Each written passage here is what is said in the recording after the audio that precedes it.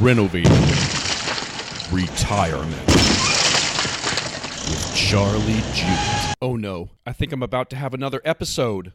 Hey, people. Charlie Jewett broadcasting from Scottsdale, Arizona before speaking tonight and tomorrow night. So I just wanted to do a short, little bitty podcast here called episode 98. The father of the 401k says it has become a monster. What? Wait a minute. He is quoted as saying, or credited as saying, or being the father of the 401k. His name is Ted Benna. Go to Google, type Ted, T-E-D with one D, Benna, B-E-N-N-A with two N's. Ted Benna. You're going to find a number of articles that show you what he says, and then an insurance organization that loves whole life insurance, trying to sell you whole life insurance. And that's not terrible. I could beat the pants off of whole life insurance. If you are going to do a tax-free strategy, you certainly wouldn't want to do it that way, because the alternative design always works better. But what in the world, people? The 401k is probably the most popular, the most utilized retirement strategy, so to speak, or retirement account on the planet. Now, why is that? Is it because it is notorious for outperforming everything in the world? No. My thoughts are it's because it's easy. You go to it. I manage a 401k right now for 41 employees or whatever, because when you work for a company, you have to. If you use the 401k, you have to invest in stocks, bonds, and mutual funds for the most part. But it's easy, especially if there's a match. And I don't hate them. When there's a match, I think you should do it. We'll talk more about that in a minute. But the 401k, the money gets sucked out of your paycheck before you see it. It's just easy peasy. There's more fees than you probably need to be paying. There's less investment options than you would want. And it's probably taxed in a way that you do not want, although you haven't been asked the right questions. The 401k is just easy. It gets taken out of your paycheck before you see it. Now, if you're not going to use a 401k because of anything I teach here, or you go study some of the books on this, if you're not going to postpone taxes to a later date, or you're not being matched enough to use your 401k, you can set up a similar situation where maybe your paychecks are deposited into a savings account, and you have your investment account, insurance policy, annuity, investment account, whatever it is, do an automatic draft from that savings account, and then each month after that's done, just transfer from your savings account to your checking account and then live off of your money. You certainly could simulate the ease of a 401k. But let's talk about what Ted Benna said that has everybody talking here on Google. I think he did it on October. Well, I guess the article I was reading was on October 7th. I'm not sure when he said it. So Ted Benna's credited with sort of creating or coming up with or finding the tax code to create this 401k, and then he's come back and made a comment about it. Hold on a second here. I lost my place. I don't even know what I'm doing. The man widely credited as the father of the 401k plan, Ted Benna, is among those saying the plan is no longer a good way to save and invest for retirement. He cites concerns that the government may change the rules, it's not in your favor, taxes may go up, all that kind of stuff. He also calls it a monster, says it's become a monster. If you look at Tony Robbins' book called, I think it's called Master Your Money, something like that, Money, How to Win the Game or something like that. If you read Tony Robbins' book, it's like 600 something pages. He goes really, really deeply into 401ks and how there's excessive fees and you're not outperforming the market, you're not outperforming the alternatives. Let me give you my 2 cents, my advice, and this is not necessarily a truth, it's my opinion. Who should use a 401k? And this is strictly based on taxes. Who should use a 401k if your employer is matching 75 cents on the dollar or 100 cents on the dollar? I believe that upfront gift, having more money, having an enhancer in the front, surpasses the tax problems you might face later on. So I do make recommendations for people. You can study it yourself. You can call and we can do it together, whatever. But I do think if you're being matched, you're putting in the first 5% of your salary, and they're matching you. You put in $5,000, let's say, and they give you 75% of that, or they match it with 100%. They match, $5,000. I like that. Usually tell people to keep doing that. When your plan is only matching 25 cents on the dollar, what was that? Second puberty. 25 cents on the dollar or 50 cents on the dollar. So you put in 6,000, they only put in 3,000. I don't think that makes up for being forced to stay into stocks, bonds, and mutual funds the entire time, having it locked up to your 59.5, postponing taxes to a later date when they could be higher. Okay, so that's the matching idea. Now, if you're not using a 401k, you just pay the taxes, you put it back in your paycheck, pay the taxes up front, and invest what's left over. So you might have been putting in $500 a month. And after you put it back in your paycheck, you're only getting $325. But that $325 going somewhere and growing completely tax-free may actually give you more income and a better lifestyle at retirement.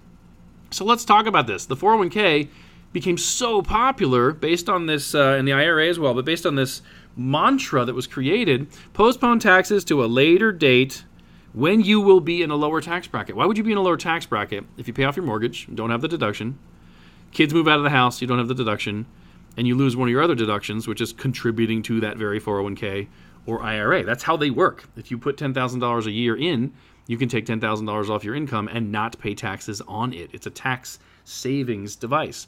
Most people, think about this, most people who start a career in their 20s or 30s and then end up, they stop working in their 60s, let's say, were they making more in their 20s and 30s or more in their 60s? Exactly. You start at a lower income because you're the worst you'll ever be. You have the least amount of experience, right? Maybe you haven't even found the right career, haven't developed your skills. You have low income in your 20s and 30s, typically end up higher income in your 60s, and your lifestyle has been going up to adjust for that. So you have a expensive lifestyle. You're in a higher tax bracket is the way we'd actually say it. You're making more money.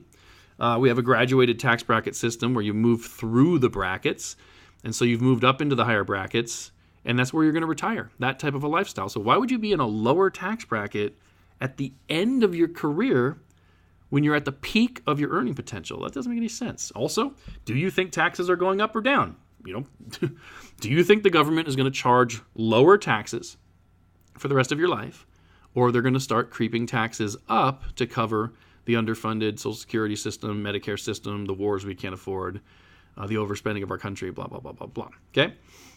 So when the father of a strategy or of a tool comes out and says it is a monster, my thoughts are you should probably listen to that. Now, the articles you're going to find online, many of them are going to point you towards a 401k alternative, which is using life insurance. Just go ahead and pay the taxes on the money up front, put it back in your paycheck, pay the taxes on the seed, not the harvest, get it over with, and then take that pure after-tax money and invest it into life insurance. Well, what are the benefits of life insurance?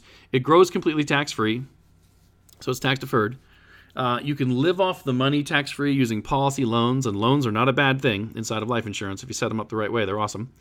And then when you die, it transfers tax-free or income tax-free to your heirs because death benefit on life insurance right now is tax-free. I love all that. I love everything they're saying. However, there is no other tool on the planet besides, there's no other tool on the planet like life insurance where so many of the policies designed today are designed poorly. And I'm not talking about a basic mistake like selling you too much life insurance. Of the policies I've reviewed where they did it correctly, minimum life insurance, the lowest life insurance or lowest death benefit allowed by law, and putting the money in as fast as you are allowed, of those policies, I've never ever found one I could not beat. And that is because you can go into a policy like that and remove a lot more expenses, give you another 1 or 2% rate of return, which will change your life. I mean, a 1 to 2% rate of return over the time frame we're talking about, even if you're in your 60s and 70s, even 80s, you can use life insurance to grow money tax-free. And it's worth it. It's not too late when you're in your 60s, 70s, or 80s. But of all those policies, most of them have way too many expenses. I can show you videos I've created on this. I've challenged every life insurance agent in the country to meet me, and they won't. And the reason is it lowers the commissions for the agent. If you do what I say, we get paid about 20 to 25% of what agents are used to making. And I wish I could get paid the fair amount. But the insurance commissions have made it illegal to charge a fee. You can't charge like paying a point on a mortgage. It's illegal for us to do what is best for you in the life insurance industry as far as building these with low expenses. When it takes our commissions away, we cannot charge you for that. So what do good fiduciaries and good honest insurance agents do? They just make less on this one strategy and do what's right for their clients. If you want somebody to do what's right for you, go ahead and get in touch with my team, charlie@jewettwealth.com. That's CHARLIE at JEWETT wealth.com. If you're being matched 75 cents or 100 cents on the dollar, I say go ahead and keep doing that. Keep contributing to your 401k up into the match. If you want to call and talk about that, just go ahead and email, and my assistants will set up a time to talk with them or myself, one of my planners. But if you're putting money into IRAs where there's no match at all, TSP, 403B, 457, or a 401k and there's no match, or you're being matched 25 to 50 cents on the dollar, if I were in your shoes, I'd not be doing that, and I can show you where to go study this on your own or put you to my videos. I would not be doing that. I would be redirecting that to probably a life insurance strategy. And you don't have to be insurable. As long as you have insurable interest, you can put the insurance on your spouse or on a child or on a family member or on an employee. Don't worry if you're uninsurable. I'll still show you how to do it. Just get in touch, Charlie@jewettwealth.com, JEWETT wealth.com, and someone on my team or myself will show you how to study this and what to do, and it'll be awesome sauce. You people are the best. Renovating retirement with Charlie Jewett. That's all, folks.